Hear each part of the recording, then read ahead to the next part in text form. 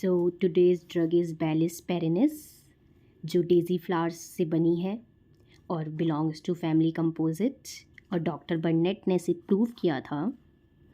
Clinically हम इसका use किन किन चीज़ों में कर सकते हैं? हम इसका यूज़ एक्ने यानी मुहासे, बॉयल्स यानी फोड़े, इंडाइजेशन यानी डाइजेशन का सही ना होना, ओवरवर्क ज़्यादा काम करने के बाद, प्रेगनेंसी कंप्लेंट्स में, रेलवे स्पाइन में जो कि एक बीमारी है स्पाइन की, जिसमें स्पाइन में इंजरी हो जाती है और वो हम बाहर से वो इंजरी पहचान नहीं सकते, पता नहीं कर सकते। वर्टिब्रा बिल्कुल नॉर्मल रहती है इसमें।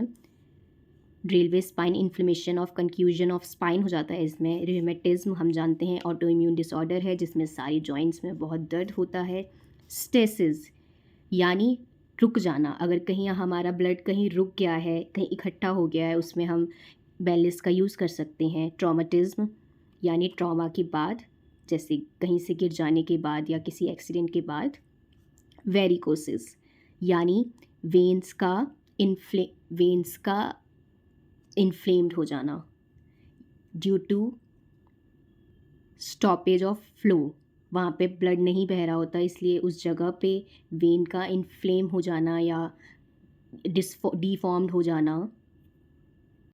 नाउ डिटेल में पढ़ते हैं बैलिस पेरिनिस के guiding symptoms.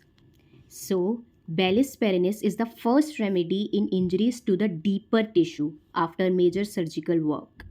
Major surgical work के बाद, मेजर सर्जरी के बाद जो डीपर टिश्यूज़ में जो इंजरी होती है, हम उसमें बैलिस पर का यूज़ कर सकते हैं। सुपरफिशियली जो हमारी चोट लगती है हम उसमें आर्निका का यूज़ करते हैं, और जो डीपर टिश्यूज़ में जो चोट लगेगी उसमें हम किसका यूज़ करेंगे? बैलिस का।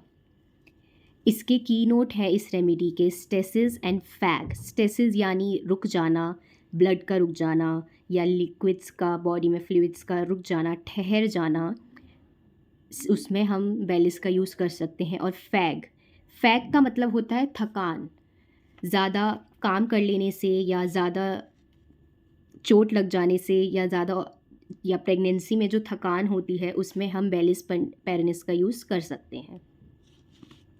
नाउ एक्सुडेशन का मतलब है लिक्विड्स का ऊजिंग आउट होना, उसमें भी हम बैलिस का यूज़ कर सकते हैं, चोट में से या बॉडी में से। फिर stasis again, swelling of all kinds, किसी भी टाइप की स्वेलिंग में हम बैलिस का यूज़ कर सकते हैं। वेरिकोज वेन्स का मतलब वही है स्वोलन वेन्स का सूज जाना due to lack of flow. Cerebral stasis, brain में या स्कल में स्टेसिस हो जाना, उसमें तक हम बैलिस पेरिनिस का यूज़ कर सकते हैं, यानी ब्लड का रुक जाना सेरिब्रल एरिया में।